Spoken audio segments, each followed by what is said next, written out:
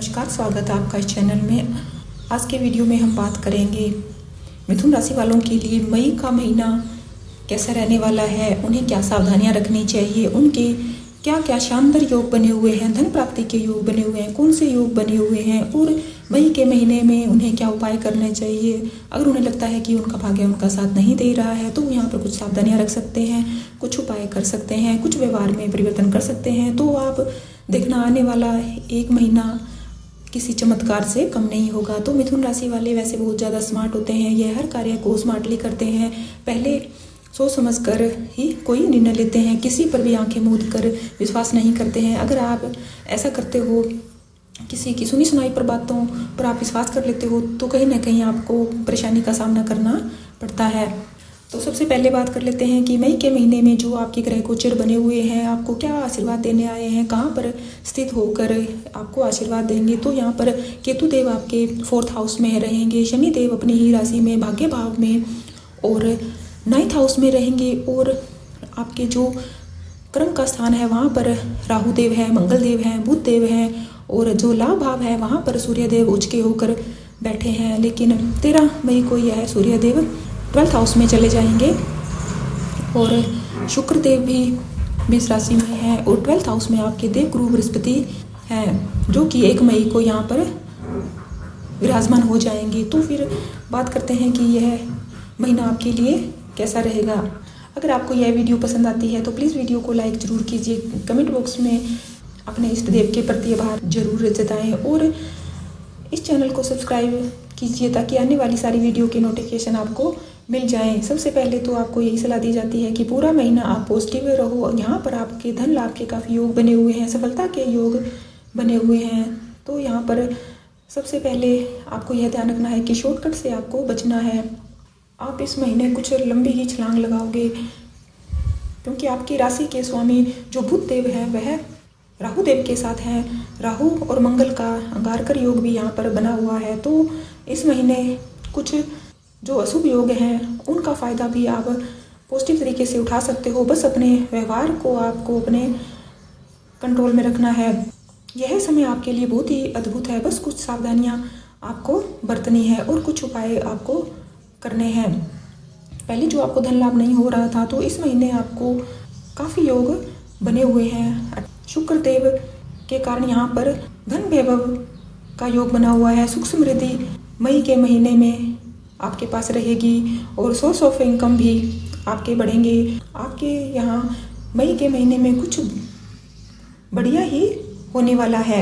अगर आप जो भी बिजनेस करते हो, छोटा हो बड़ा हो, प्रोफेशनल लाइफ में अगर आप कोई अपनी जॉब करते हो तो उनके लिए बहुत ही अच्छा समय है। बिजनेस वालों के लिए यह पहले ही मैं बता देती हूँ कि आप किसी भी सेक्टर में हो, किसी भी सेक्टर का आपका बिजनेस है, कोई मैन्युफैक्चरिंग का है, छोटा है, रिटेल से संबंधित कोई बिजनेस है और इंपोर्ट एक्सपोर्ट का कोई बिजनेस है, यानी कि एक स्टेट से लेकर दूसरी स्टेट में आप कोई ट्रांसपोर्ट का काम है, मैन्युफैक्चरिंग का काम है, तो फिर चाहे वो प्राइवेट सेक्टर है या गवर्नमेंट सेक्टर है तो यहाँ पर आपके लिए बहुत ही अच्छे योग बने हुए हैं। शासन प्रशासन से भी कोई आप काम करवाना चाहते हो, उससे संबंधित कोई आपका काम है तो यहाँ पर अद्भुत योग, शानदार योग बना हुआ है। पहले आप यहाँ पर सावधानियाँ रख लीजिए। अगर कुछ सावधानियाँ रखते हो तो आपके बिजनेस में ग्रोथ होगी। देव गुरु बृहस्पति जो शनि देव हैं वह 9th हाउस में बैठे हैं और देव गुरु बृहस्पति के नक्षत्र में बैठे हैं। इसका सीधा सा मतलब है कि जो आपके क्रम भाव में राशि है वह देव गुरु बृहस्पति की ही है और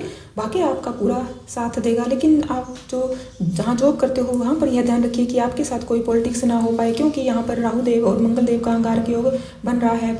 आपकी पद प्रतिष्ठा में कोई आँच ना आ पाए। अगर आप किसी इंटरव्यू देने जा रहे हो तो वहाँ पर आपके साथ कोई चीटिंग ना हो जाए। और बस इस बात का ध्यान रखना है कि जहाँ आप काम करते हो वहाँ पर आपके कलीग बॉस के साथ आपको कोई वाद विवाद नहीं करनी है। जो यहाँ पर स्थिति बनी हुई है उसी के हिसाब से मैं आपको बोल रही हूँ। यहाँ अपनी वाणी पर आपको नियंत्रण रखना है। कई बार ऐसी स्थितियाँ आपके सामने आ जाएगी कि आप समझ नहीं पाओगे कि सच्चाई क्या है। भ्रम की स्थिति में आप रह सकते हो क्योंकि राहु देव मंगल देव के साथ बुध देव भी आपके में है।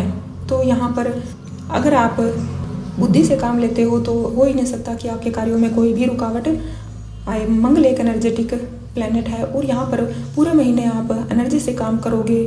लेकिन आपके कोई खर्चे भी हो सकते हैं, तो आप यहाँ पर बुद्धि विवेक का इस्तेमाल करिए।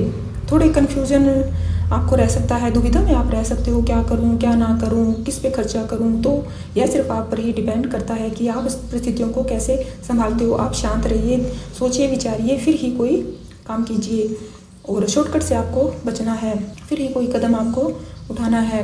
बुध देव वाणी के भी कारक हैं और व्यापार के भी कारक हैं, लेकिन यह मंगल देव से प्रभावित है। मंगल और बुध के बीच में फ्रेंडशिप नहीं होती है, तो फिर आप थोड़े बुद्धि का इस्तेमाल करिए और शॉर्टकट से बचिए। जल्दबाजी आपको बिल्कुल भी नहीं करनी है। इस महीने आपके सामने कई ऐसे योग आएंगे कि आप जल्दबाजी में फैसला लेने की स्थिति बनेगी। बस आपको यहीं पर ध्यान रखना है, गुस्से पर आपको नियंत्रण रखना है, नहीं तो आपको टेंशन हो जाएगी, चिड़चिड़ापन आप पर हावी हो जाएगा और आपको काम की और चिड़चिड़ेपन की वजह से आपका काम भी प्रभावित हो सकता है। यहाँ पर योग तो बहुत अच्छे बने हुए हैं, लेकिन यह सिर्फ व्यक्ति के व्यवहार पर ही डिपेंड करता है कि वह इन परिस्थितियों में से कैसे लाभ प्राप्त करे।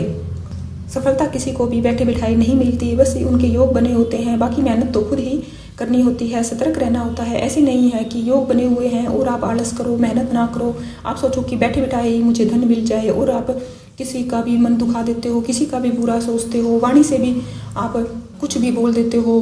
तो ऐसा नहीं हो सकता। वाणी पर आपको नियंत्रण रखना है और प्रयास आपको करते रहना है। तो इस महीने आप सूर्य देव की आराधना करते हो तो यह आपके लिए अच्छा रहेगा। अगर आप विदेश जाना चाहते हो तो यहाँ पर विदेश के भी योग बने हुए हैं। कॉन्फिडेंस लेवल आपको बिल्कुल भी अपना कम नहीं करना है। शुक्र देव की आप उपासना कर सकते हो। अगर छोटी मोटी कोई दिक्कत आए तो वह आप नज़रअंदाज कीजिए और अपने काम पर फोकस रखिए। काम को जितना ज़्यादा आप ईमानदारी से निष्ठा से करोगे, आपके कार्यों में कोई भी रुकावट नहीं आएगी।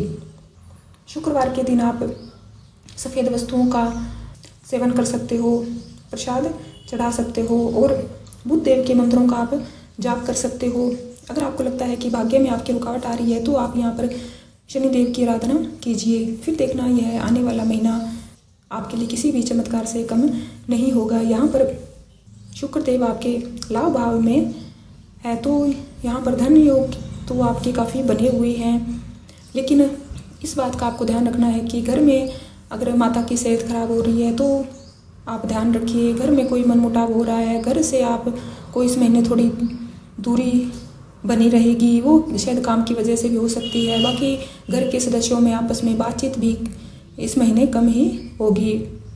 बाकी ऐसी स्थिति नहीं बन रही है कि घर में मनमुटाव हो, लड़ाई झगड़ा हो। अगर ऐसी कोई स्थिति बनती है तो आप अपनी बुद्धि विवेक से उसे संभालिए और अपने कार्यों पर ध्यान दीजिए। इस चैनल के साथ बने रहने के लिए आपका बहुत बहुत धन्यवाद।